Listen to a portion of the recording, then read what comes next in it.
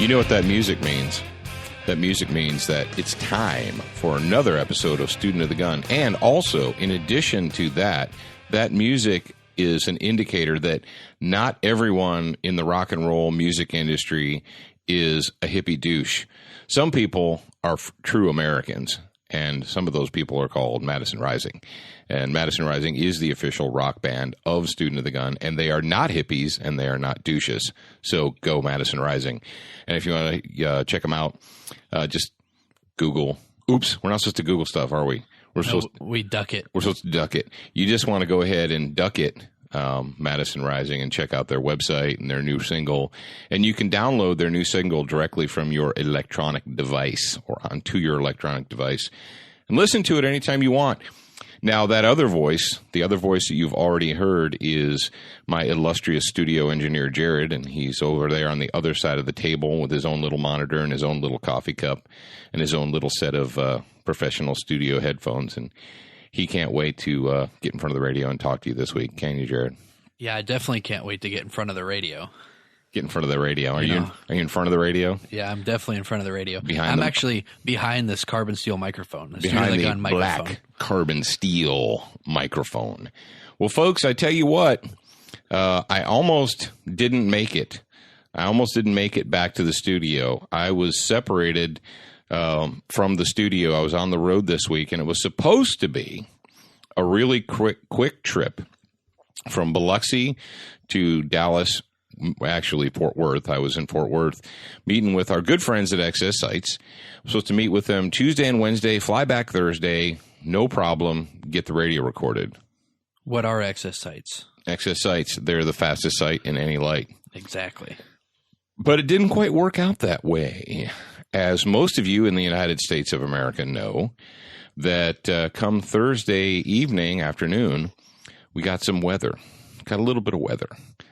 So, but first, the first weather was apparently in Mississippi. The illustrious, benevolent American Airlines. Boo, American Airlines.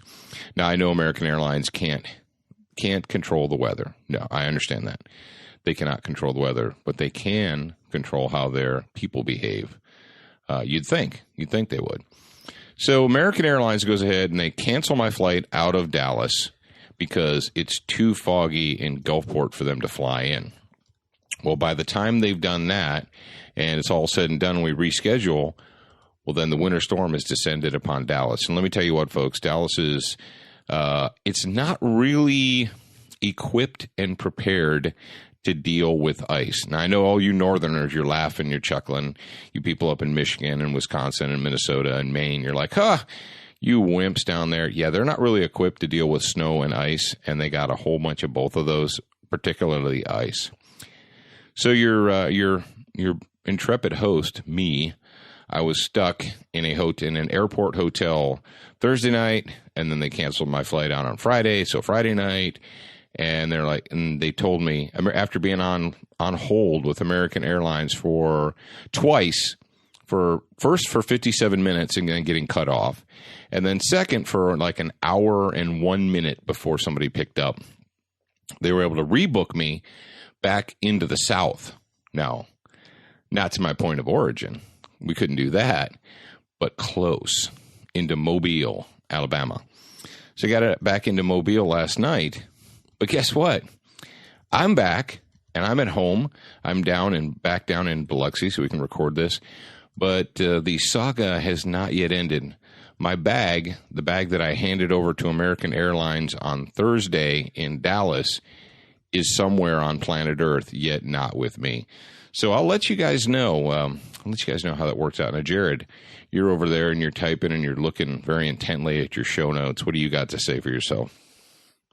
I've got to say that I was the one that had to go pick Dad up last night, and the American Airlines said they were going to be in the specific airport at 5:30, 6 o'clock? Oh, yeah. Well, we were supposed to leave Dallas at 4, and 5 o'clock we still weren't gone. Now, there was a plane sitting there, and apparently they like to play this this game where they withhold information from you. Rather than getting on the PA when you've got 35 people sitting there trying to catch a plane in a one of those little American Eagle planes, rather than getting on there an hour after the flight hasn't yet departed and saying, "Oh, ladies and gentlemen, the reason that your flight hasn't departed yet is because we have an aircraft, but we have no crew. We don't have anyone to fly the plane." How do you not have a crew to fly the scheduled flight? Well, now I'll give them a pass on that. You know, let's just say, to give them a pass, that the pilot got sick or was delayed in Milwaukee or whatever. I got you. I'm hip. I'm down with that. It might be, now I'm just saying, it might be a good idea for you to get on the little microphone, and when the flight is an hour late, an hour and a half late, 2 hours late, to get on the microphone and say, "Hey, ladies and gentlemen, the reason that we're not taking off is because we're waiting for another crew." Well, finally, after 2.5 hours, they told us that they had located another pilot, because we had a pilot A and we had flight attendant B, but we didn't have another pilot, co-pilot, whatever, because you got to have two guys, right? Well, after 3 hours, we got a full crew, and we were pretty excited about that.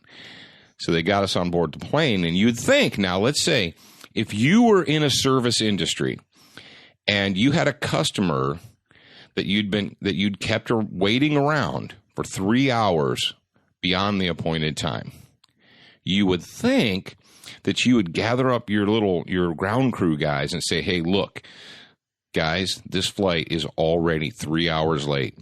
What we need you to do is we need you to hustle up, get everything done, get the bags on, get the plane closed up, and get these people out of here as quickly as possible, because, hey, they're already annoyed."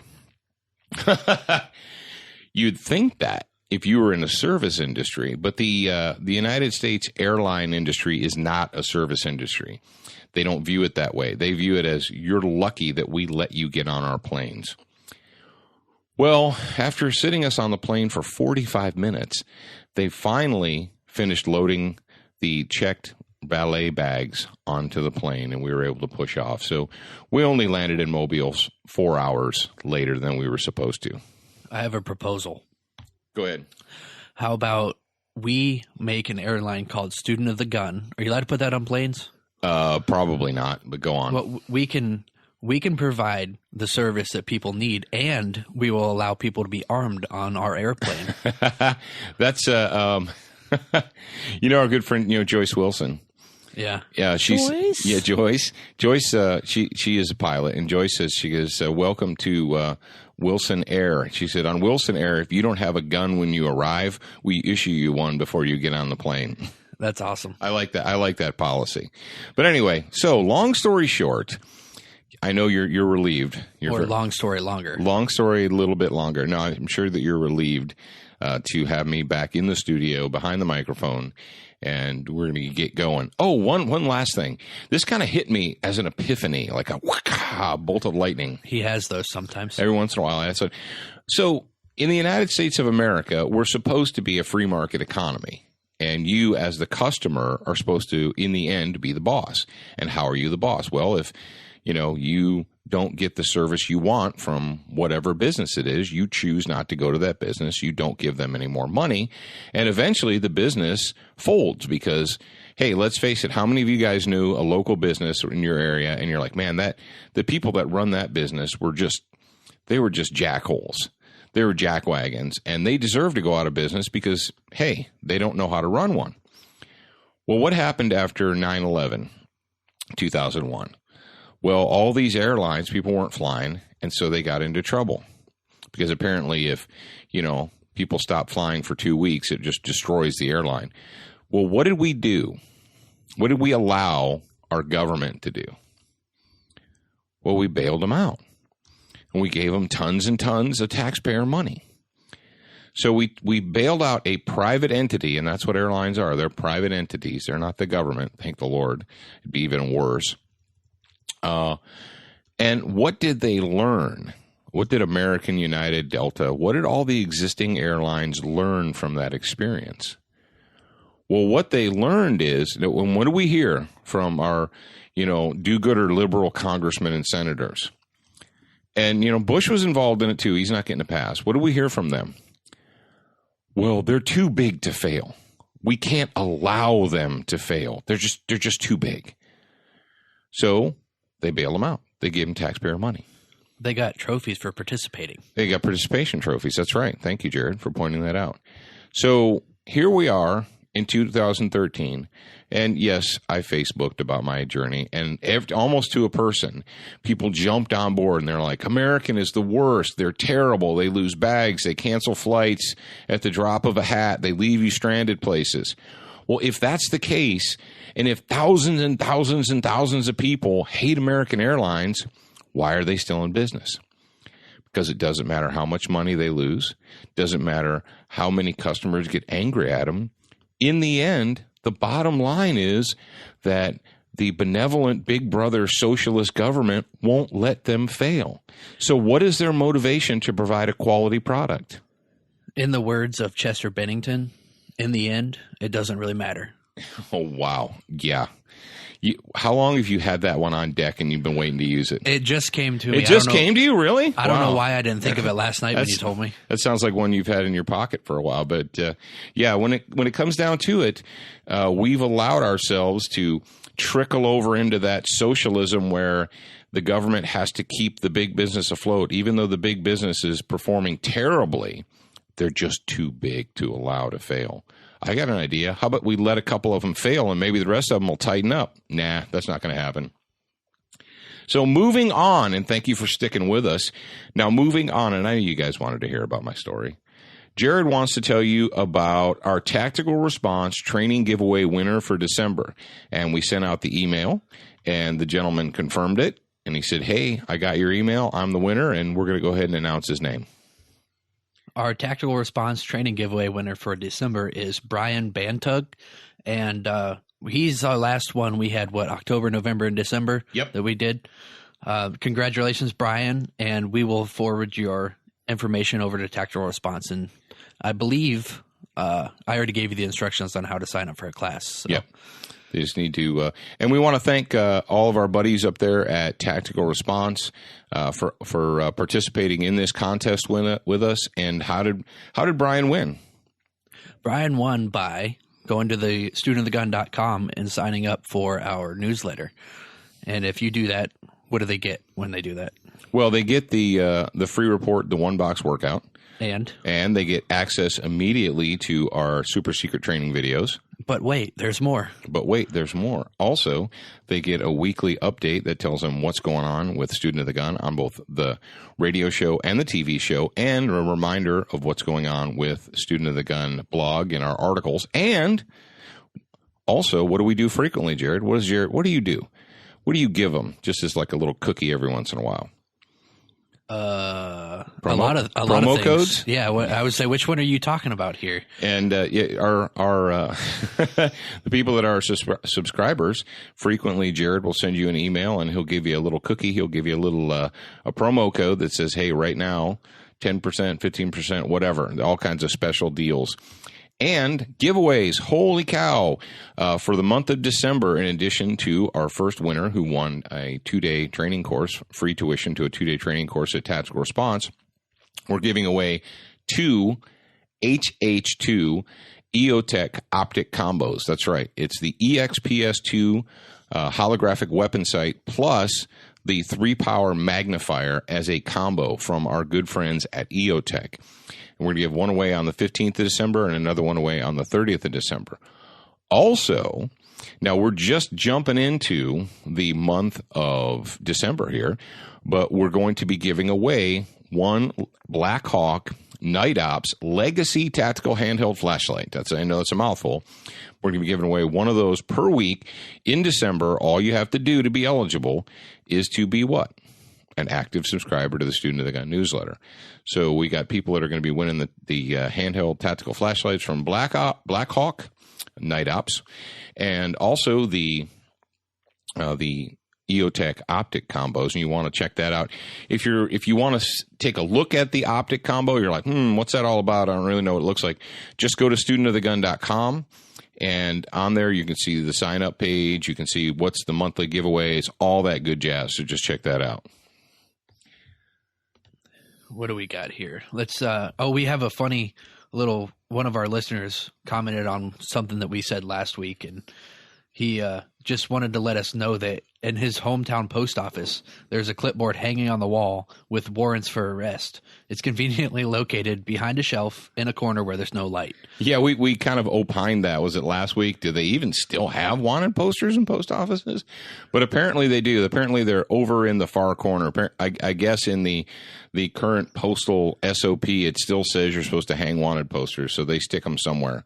Now, before we get really too deep into the woods, we always want to make sure we take the time to thank our sponsors, which would be Crossbreed Holsters of Republic, Missouri. We want to thank our buddies down there in Cocoa, Florida. That's Keltec Weapons. You can check them out at keltecweapons.com. And guess what? We have a brand new sponsor for Student of the Gun Radio, our good friends at Colt Manufacturing. I was going to give us a drum roll real quick. Oh, you're going to give us a drum roll? But no, too late. Too late. All right. But yeah, Colt Manufacturing. Now, Colt, they've been our friends. They sponsored Student of the Gun Television last year. So they're back with the TV show for this coming year. And they are also going to officially be a Student of the Gun Radio sponsor. So you can check them out. I believe their website is ColtMFG, like as in manufacturing.com. And look for upcoming footage on Student of the Gun TV, where we're going to get into the some of the new Colt products, the new rifles that they've got available. You want to know a secret? Go ahead, give me a secret. You can just go to Colt.com. Okay. No MFG. Well, you go to Colt MFG. It goes back to Colt. Okay. So if you go to Colt, COLT.com, that's Colt.com, you can check them out. We like to simplify things. Handguns and rifles and all that good jazz. So check them out. We'd like to welcome them officially to Student of the Gun Radio. Now, Jared's we're going to talk, what do you want to get into? You want to go ahead and get into slave state news? Yeah, let's do some slave state news real quick. I get to see them set in stone. I like it when you chain me to the bed, but they deceive me. All right, in slave state news, it looks like up in the People's Republic of Illinois that after those terrible tornadoes that just hit up there recently, that there was a little bit of gun confiscation going on. And this story comes to us from CINNewsNow.com. It says Washington, Illinois police confiscate weapons after the recent tornadoes. Now, it turns out they went through the Georgetown Commons apartment complex, and one of the local residents said that after the storm that he was not allowed back in to his home. He couldn't get back into his home. However, the police went through the apartments, and I guess they just went house to house and went through them, and when they found guns, they confiscated them for safety. But the residents were not allowed to go back in and collect their property, and a few of the residents are kind of annoyed by that. Now, do I think that police officers should just leave guns laying around for children to pick up? Well, no, obviously I don't believe so.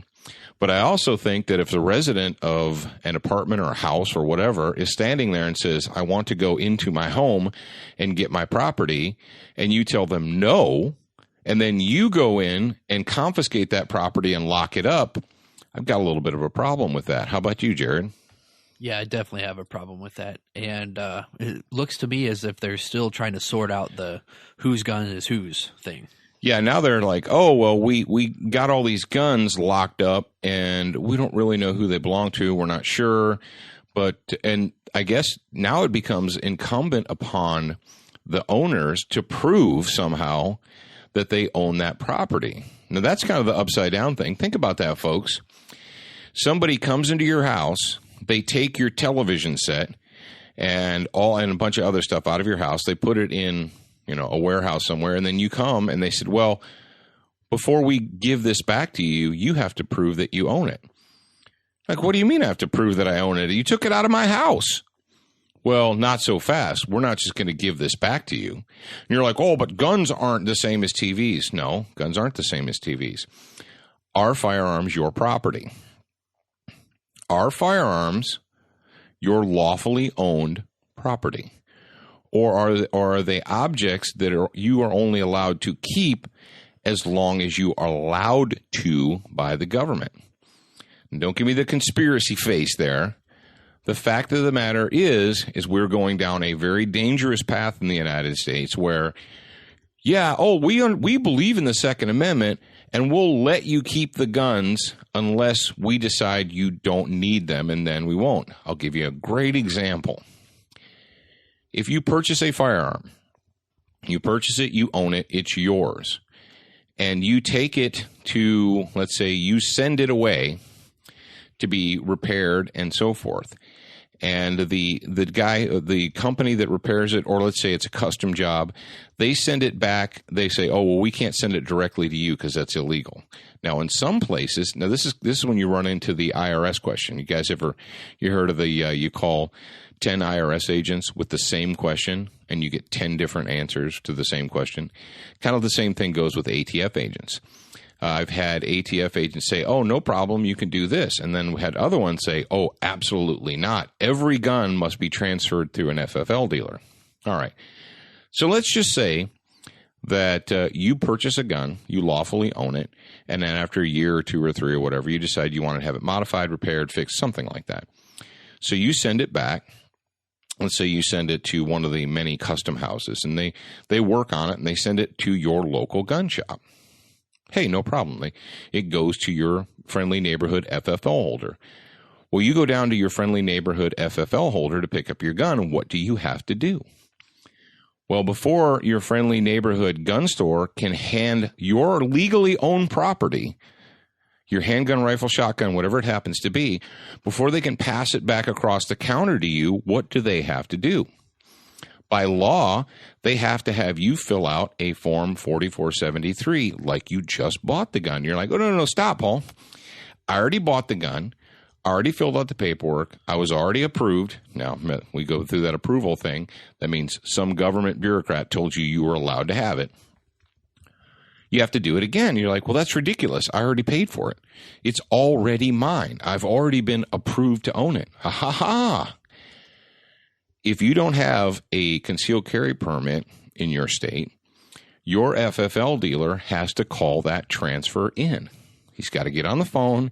He's got to call some faceless bureaucrat somewhere, and he reads off all the information about the gun that you already own and may have owned for years.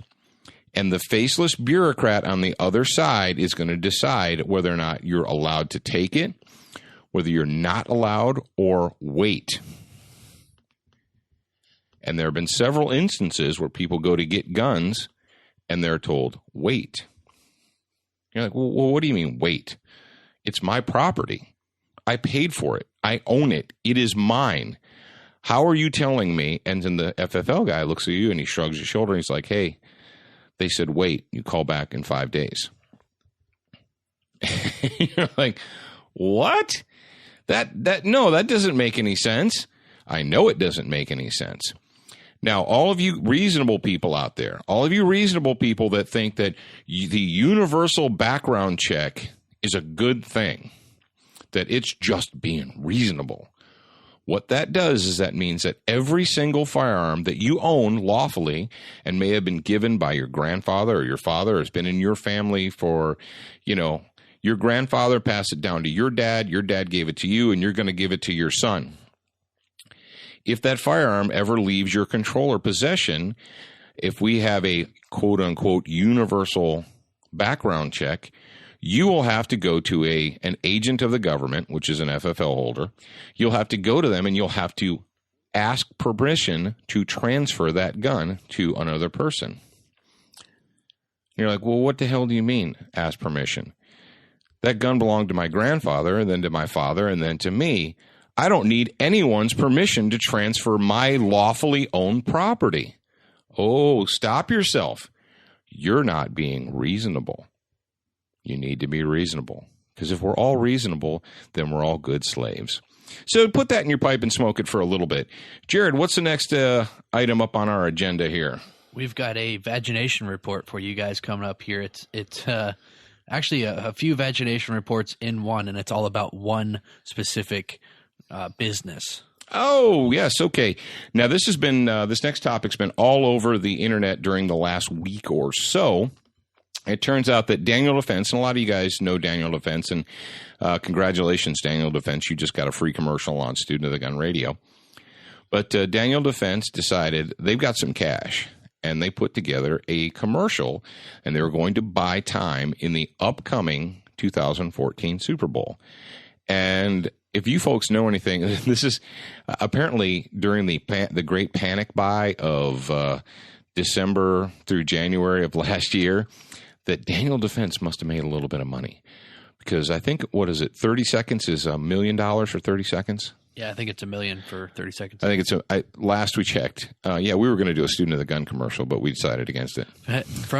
They probably would have rejected ours too. But from what I could tell, they might have actually spent more money than they actually wanted to, but they were trying to put out the right message to the United States. Okay, so Daniel Defense, they put together a very, very innocuous commercial. It's so soft and non-gun and non-tactical as to almost, it's one of those commercials that we watched it on the internet, and as you're watching it, you're like, what is this even a commercial for? Something to protect yourself and protect your family and as a veteran. And at the very end, it says Daniel Defense, and it puts their logo up. Well, the NFL rejected it. And they said, based upon their policies and blah, blah, blah, blah, blah, and no guns or ammunition or advocacies of violence. Because apparently now, if you own a gun, you are an advocate of violence. So Daniel Defense's commercial was rejected by the NFL or NVL, the National Vagination League. And this is not the first time that the NFL has gone PC or politically correct on us. We talked about recently, or 3, 4, I don't know, 5. They're all running together now. Yeah, they're all running together. But about how the NFL decided that off-duty police officers were forbidden to carry into the stadium up in Cleveland, up into Cleveland Browns Stadium, that off-duty officers, police officers in the city of Cleveland, if they're not wearing their uniform at that time, could not be trusted to carry off-duty. So there was that. And quite frank, I'm going to go ahead and throw one out here for you guys. I don't watch football. I haven't watched football for a long time. I used to. I used to watch the professional football all the time. And I've just weaned myself off of it over the last several years. But, every once in a while you're in you're out in public. I'm in the casino or I'm here or I'm there, and there'll be a game on. And they went full on vagination here with this whole Pinktober thing. Okay, you want to do the breast cancer awareness thing? Okay, oh, great. Put a little pink ribbon on there. But the pink cleats, the pink gloves, the pink hand towels, are you kidding me? Are you kidding me? It's sappy. It's disgusting. It's ridiculous. Besides the fact that NFL players, I know they've always kind of been prima donnas even back into the 80s. But now they're really glorified, overpaid prima donnas. And we've got this whole deal now where, NFL players are suing other NFL players in the league because they were picked on. Yeah, professional football players is suing the league because he feels that he was picked on. Really? Oh, so you wanted to pinch his cheeks. He was picked on. Poor baby. I'm sorry that the poor giant professional athlete person felt picked on. You know what, giant professional athlete person? Talk to every kicker and place kicker and punter for the last 50 years in the NFL and tell me, and then come back and tell me that you feel picked on. You want to talk about people that feel picked on and left out? Talk to every punter and every place kicker that's ever been in the NFL about feeling left out and picked on. You big crybaby. Well, this last one, we've had strike 1, 2, 3, 4, whatever. This actually occurred just this last weekend as we're recording this. The National Vagination League, the NVL, has decided that they were going to, on their own, hold a moment of silence for the terrorist leader of the Communist African National Congress. And if you don't know what I'm talking about, maybe you need to duck it and find out. But just recently, a convicted terrorist, somebody who organized the bombing attacks of innumerable hundreds of bombing attacks that killed and maimed people throughout the country of South Africa, and was sent to jail for those acts, and was an avowed communist who hung out with communists. You know this guy named Fidel Castro? Yeah, not a friend of the United States, a bad man. And for those of you who are you young, wet behind the ears puppies, communists are not good people, all right? But a communist leader just passed away, is no longer here. He's now worm food. So the NVL has decided they're going to host a moment of silence for this person. Sorry, not buying it. And you know what? If you like your NFL and you're willing to look past all these other transgressions, that's cool. Do it. But at least do it with honesty. Be intellectually honest with yourself. And folks, in the United States of America today, you're going to have to nut up and you're going to have to take sides. I understand that it might be uncomfortable for you and that you want to be comfortable. And in the United States of America, we have taught that whatever I want is whatever I want, and that's what I should get regardless. I understand that. And I'm sorry for you, but it's time to put on your big boy pants and stand up for something. And if the fact that your favorite football league is obviously blatantly anti-gun, don't look me in the face and tell me how you support the Second Amendment and how you are a patriot and how you are an oath keeper, but at the same time, you're going to give your time, attention, and money to the National Vagination League. Don't do it because it's intellectually dishonest. At least be honest with yourself. Well, I like that team, and they're my team. Duh, duh, duh, duh, duh. Great. That's your team. Fantastic. But don't look at me, and don't thump your chest, and don't post Facebook messages about how you're an oath keeper, and how you're a patriot, and how you support the Second Amendment. Because you can't have it both ways, and you better get that through your heads. What do we got next, Jared?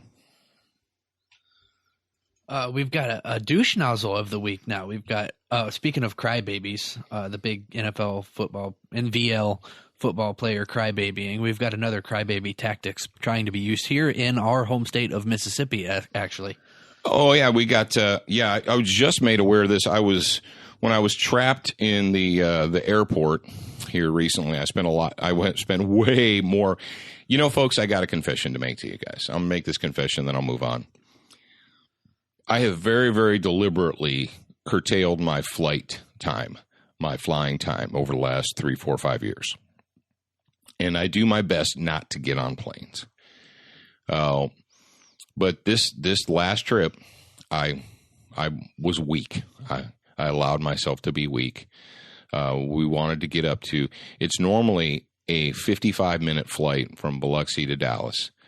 Straight shot, get up there, get off, meet with the folks at Excess Sites, and they've got a lot of really cool stuff coming up, and I'll talk to you guys about that later. And then fly right back. Boom, boom, the convenience factor. And it bit me in the fanny. I should have known better.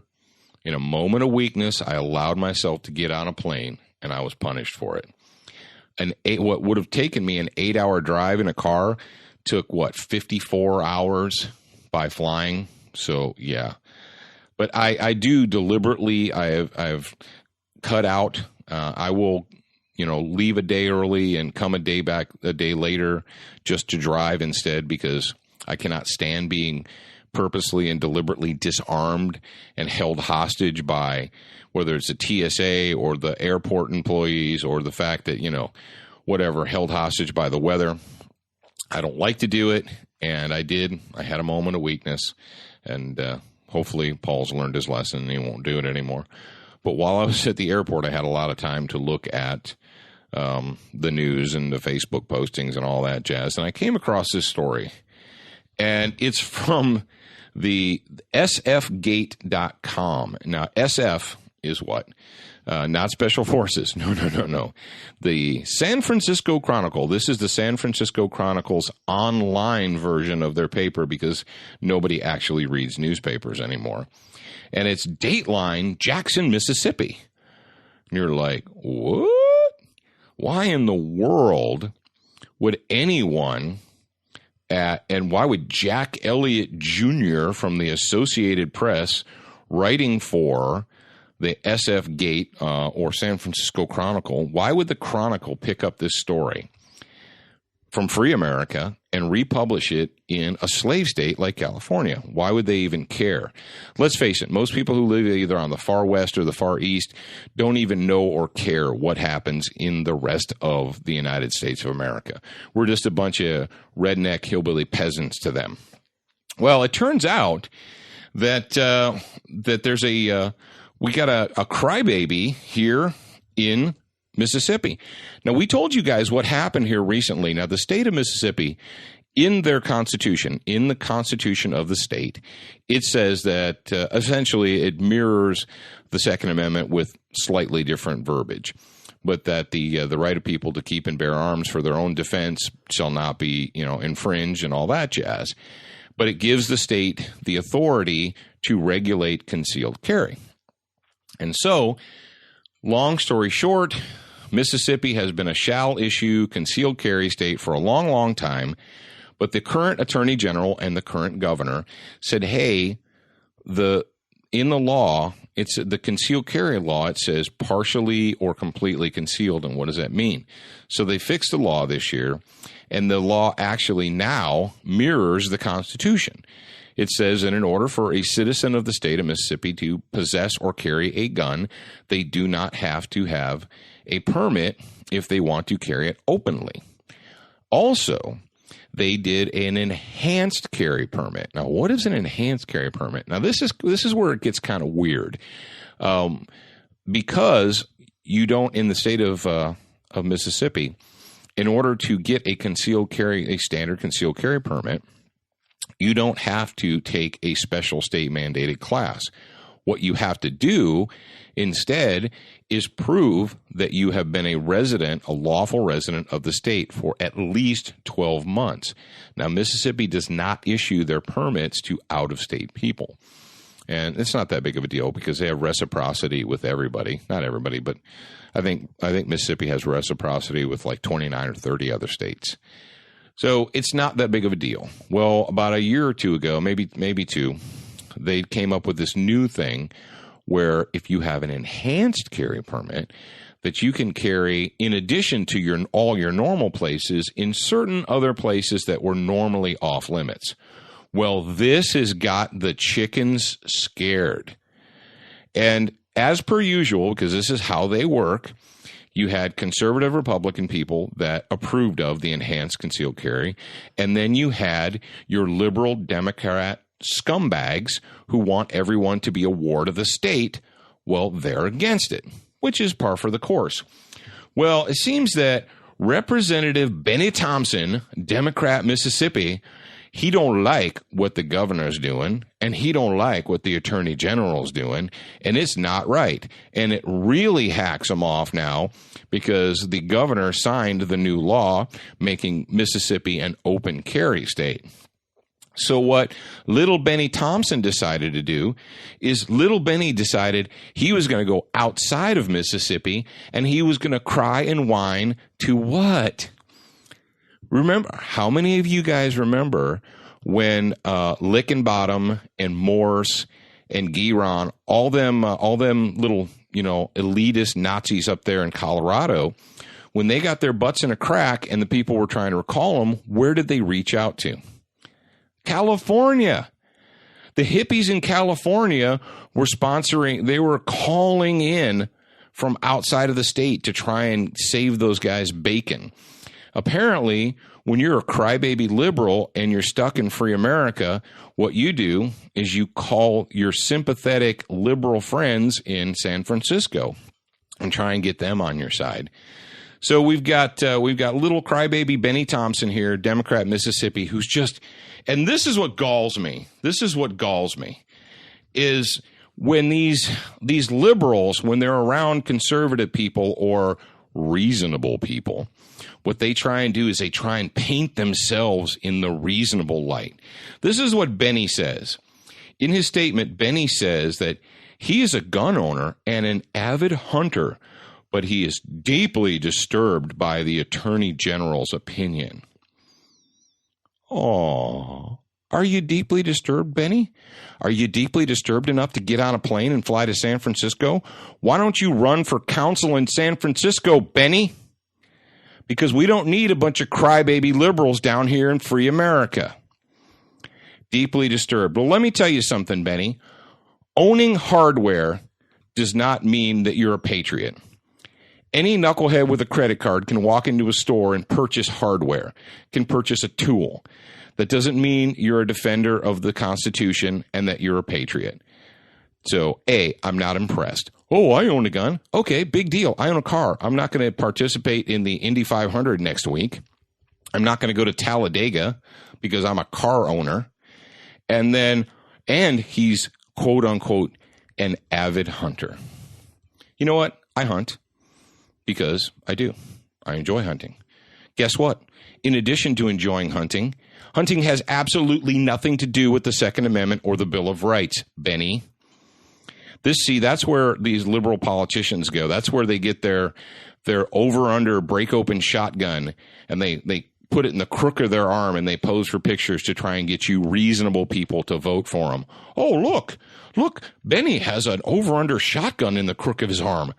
He must be a reasonable guy. I should go ahead and vote for him. It's a bunch of crap.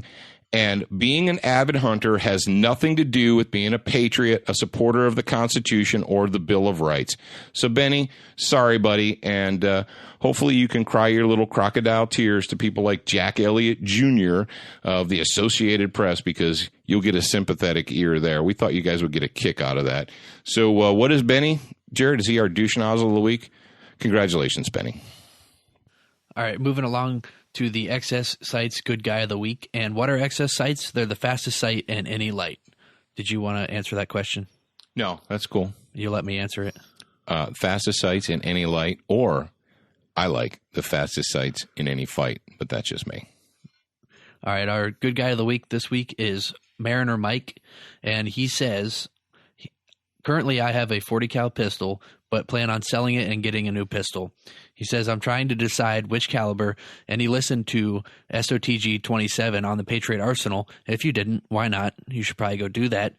And he asks, why did you choose a 9mm pistol over all the other calibers? Okay, that's a good question. And we as American gun owners, especially men, American gun-owning men, we love to argue with each other about caliber. It's like almost our favorite pastime. We've been doing it for 10, 20, 30, 40 years probably. I'm convinced that our ancestors were arguing over the size of the ball in their flintlock rifles at one point in time. It's just what we do. Here's the fact. The fact is that when it comes to handguns, to center fire pistols, I'm not talking about 22 rimfires, and I'm not talking about your hunting type guns like, 44 Magnums and, 460s and 500 Smith & Wessons. So what I'm talking about is duty size pistols. Your Glock 17s, your Ruger SR9s, your M&Ps, all that stuff. When it comes down to it, the fact of the matter is a handgun is never, ever, ever, ever going to be the fight stopper that a rifle or a shotgun is. It's just not. We carry handguns because it's convenient. We carry rifles when we know we're going to have to fight. Okay. Now, when it comes down to handguns, the choice you have to make is based upon practicality, based upon how much ammunition do you want to carry, how large do you want the pistol to be. And, let's face it, if the pistol weighs, 2 3/4 pounds and it's pulling down on your pants and it's making them droop, are you going to carry that all the time? Probably not. Now, the reason I choose a 9mm striker-fired pistol is because when you're comparing apples to oranges, there really is only a small amount of difference between 9s, 40s, and 45s. I know some of you are going into shock and, have your, maybe by the time you get the smelling salts and come out of your coma, you'll hear the rest of my words. but the facts are the facts. And especially when it comes to modern handgun ammunition. Now, those guys, the guys out there making bullets, and when I say bullets, I don't mean cartridges. I mean the things that actually fly out of the gun and hit people. The bullets, they're doing a fantastic job today with controlled expansion rounds. There are some excellent controlled expansion rounds from companies like Barnes Bullets. Barnes Bullets make some excellent rounds, and a lot of they're loaded in Corbon ammunition and several others.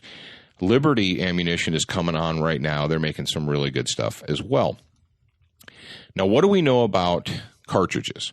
We know that the 45 ACP cartridge and the 9mm cartridge are considered low-pressure cartridges from a mechanical scientific standpoint, and that the 40 Smith & Wesson is considered a high-pressure cartridge. Well, I just actually had one of our student of the gun followers today was talking about how his 40 cases were bulging and it was hard for them to reload. Well, 40 Smith & Wesson ammunition is a high-pressure cartridge. And what we've discovered, what a lot of police agencies have discovered over the last 20 years, is that their Glock 22s and their Glock 23s, when they inspect them, when the armorers take them apart and inspect them, they find a lot of wear and tear from being used, especially academy guns that are shot a lot, because of the high-pressure cartridge. Now, when it comes to, dollars and cents, 9mm handgun ammunition is by far the least expensive centerfire ammunition you can get. It used to be 38 Special. It's not so much anymore. You can shoot a lot more of 9mm for the same price as 40 or 45. And also, you can carry more cartridges in your gun. If that's an important thing to you, go team. But don't think because it's got a 4 in front of it that it's the super death killer bullet. It's just not the case. A handgun is never going to be as powerful as a rifle. We picked 9mm because it's a more practical cartridge. It's a cartridge that's generally more readily available. You can carry more cartridges. You can purchase more cartridges for the same amount of money and get more practice in. So that is why, when I was a young cop, back in the early 90s, I was super stoked about the new 40 Smith & Wesson cartridge. I was one of those guys. I bought, the very first year that the G23 was available in 40, I got one. Actually, I got it as a Christmas gift from my lovely wife. But I'm pretty much over it. And I think if you talk to a lot of guys that have been in the training business for a long, long time, guys like Dave Spalding, and that they're pretty much over it too. They're not excited about it anymore. And when it comes down to it, if you're going to carry a gun that's the same size, I'd just soon carry a G17 or G19 or, an M&P9. So I think the 40 craze and a lot of agencies, a lot of police agencies are now changing, and they are allowing their officers to carry either or. And because a lot of guys want to go back to, Glock 17s or SIG 226s and 9mm or what have you. So that is our opinion. If you like it, fantastic. If you don't, that's cool too. But it doesn't matter if it's a center fire pistol and it's on your hip. It's never going to be an M4. It's never going to be an FAL. It's never going to be a Remington 870 shotgun. It's always just going to be a handgun. We carry handguns for convenience. We carry long guns when we know we need to fight. Now, you guys have probably been wondering why the title of this episode is what it is, and we're about to get to that right now.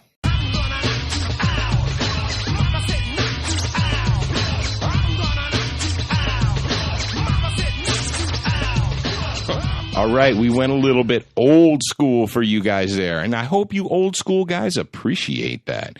We went a little old school, and the truth is I've been kind of holding back on this one because, number one, I'm contrarian, and when things come out in our pop culture, I deliberately push away from them because pop references annoy me. If you guys, obviously you can't see Dad over there. When he was doing the old school thing, he was giving you the hand gestures too. Yes, I did give you the hand gestures in the old school thing. But, all right, I'm going to go ahead and say it once, and then I'm not going to say it anymore. The knockout game. And it's all over Facebook. It's all over the news. It's on Fox. It's on this. It's on that. And people are like getting all a Twitter about it. Well, yeah, it has a cool name. It has this new name. But the fact is a fact. Felonious assault is felonious assault. assault is assault. An unprovoked attack is an unprovoked attack.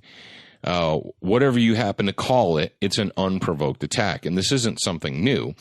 There have been unprovoked assaults and attacks forever. There just always have been. And people are like, oh, what do we do? What do we do? And, our side, the pro-gun side, have come out with all these cool little memes and these little pictures and this, and ad nauseum.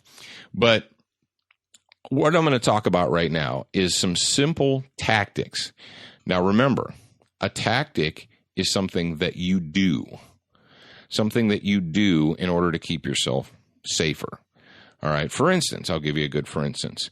Regardless of what the popular, assaulting trend of the inner city urban dwellers is, situational awareness is a must. And these are things that anyone, even, if you're carrying a gun, it's paramount. And if you're not carrying a gun, it's even more paramount because you don't have many options when you're attacked. But regardless of the current trend, these tactics apply to all free men. Number one, situational awareness.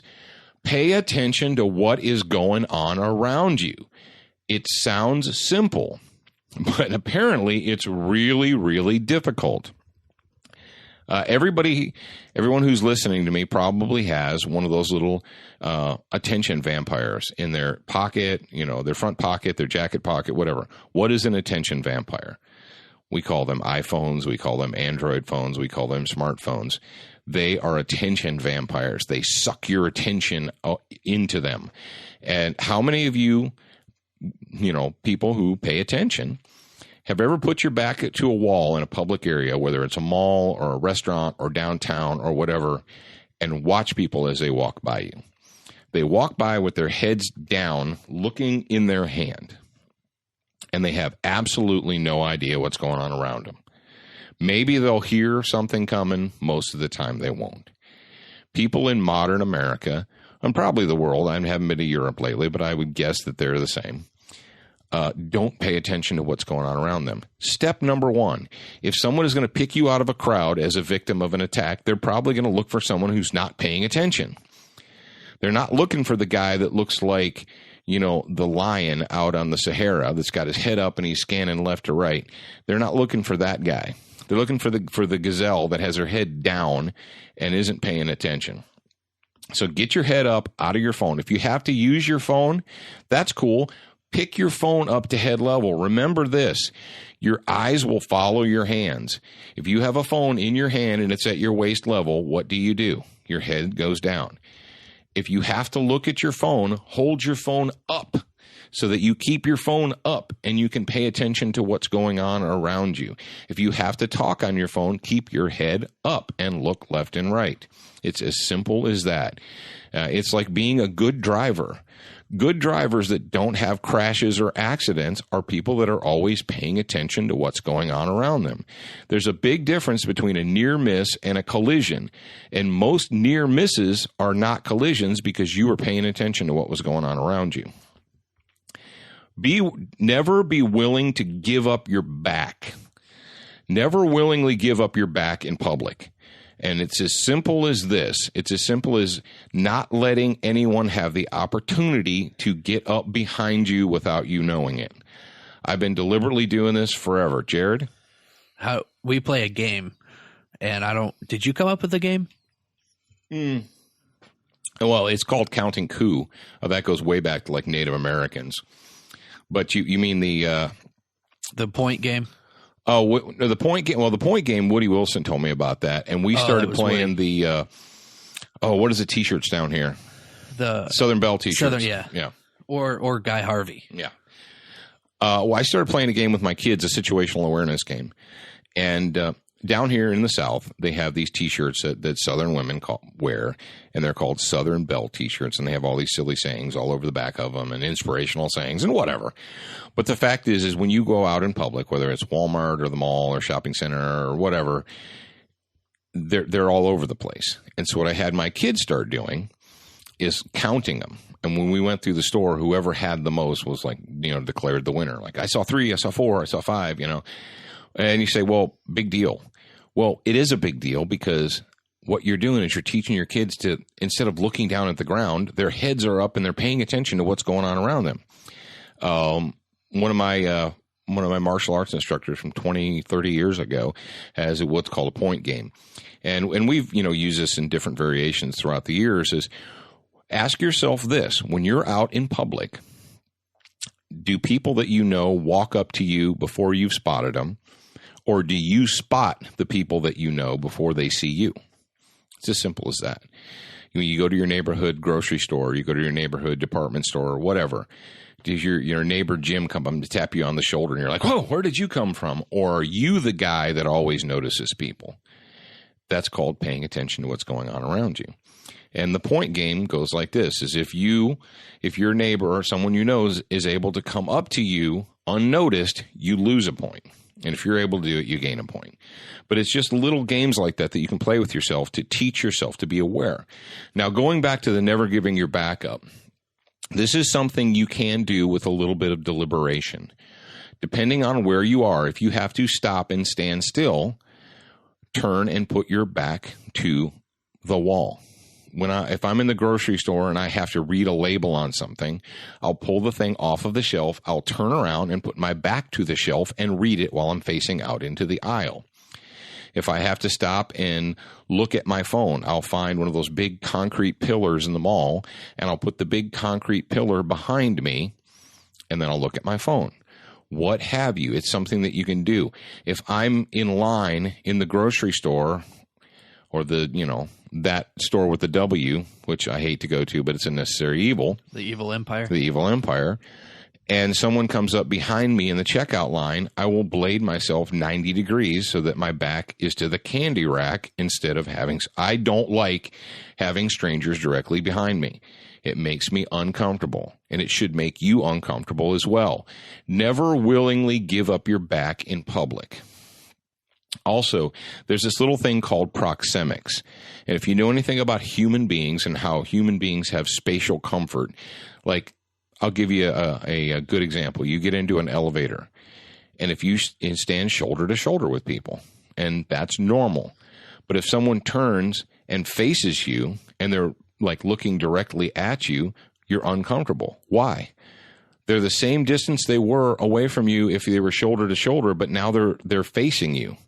That's because human beings have certain comfort levels, and generally people who live in crowded urban areas have smaller comfort levels than people who live in suburban or rural areas because they're used to being trapped up on top of each other like rats. So mind your back. Never willingly give up your back in public if you can help it. Pay attention to what's going on. Now, when it comes to proxemics, everyone has a certain level.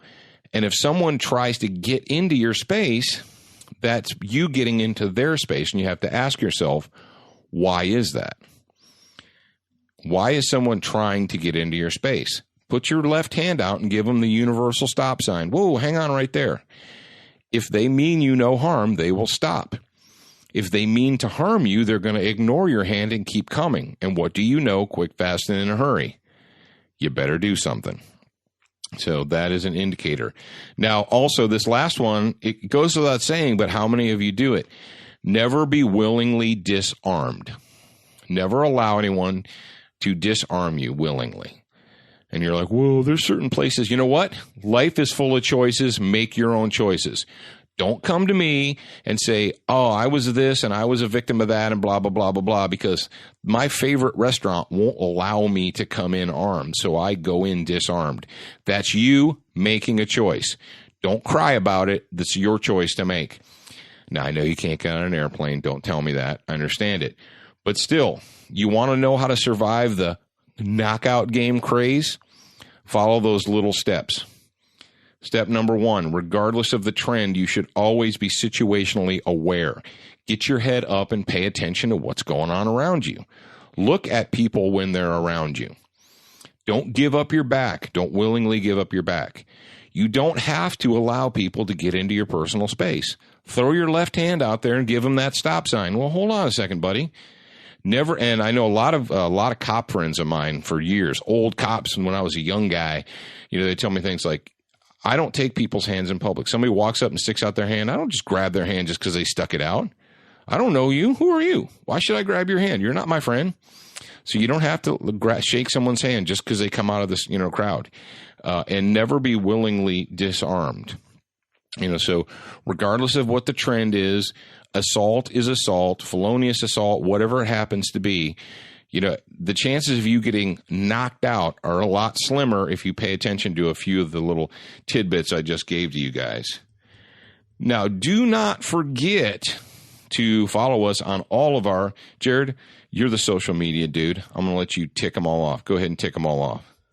We've got Facebook, Twitter, LinkedIn, YouTube. We've got 2 channels. We've got Student of the Gun TV and SOTG Homeroom. We've got Google+, Pinterest, Instagram, and Vimeo. So go ahead and check those out. Like us on all of them, because that increases your chances to win the awesome optics and flashlights that we give away. We know you guys out there. We know who you are. And don't forget Student of the Gun TV. Student of the Gun TV is on Dish Network, channel 266, and it is on every single Sunday night at 7 p.m. Now, as the new season comes up, and we're going to be, shall I tell them the new time, or will that confuse them? Go ahead and tell them, because I'm confused now. You're confused. Well, we're going to be moving in January 2014. We're going to be moving to Monday nights at 9 Eastern. But right now we're at Sunday at 7 p.m. Eastern. So that's Sunday at 7 p.m. Eastern. On channel 266. No, don't know until, because it's going to confuse people. 7 p.m. Eastern on channel. Shut up. Channel 266. You want to check it out. Also, in addition to that, if you're in either West Virginia, or Maryland, you can check us out on a live TV outdoors on the Shentel Digital HD network. And if you don't have any cables or satellites or any of that jazz, and you just rely 100% on the internet, that's cool too. Go to studentofthegun.com, click it, open it, and right there on the home page is going to be the latest episode. Click that little triangle thingy and just sit and watch. It's free. It costs you nothing. Now, we're going to be back with a part 2 for this week's episode this week, but we're going to take a little bit of a break here. So if you're only going to listen to one, I want you to remember, if you're a beginner once, you should be a student for life.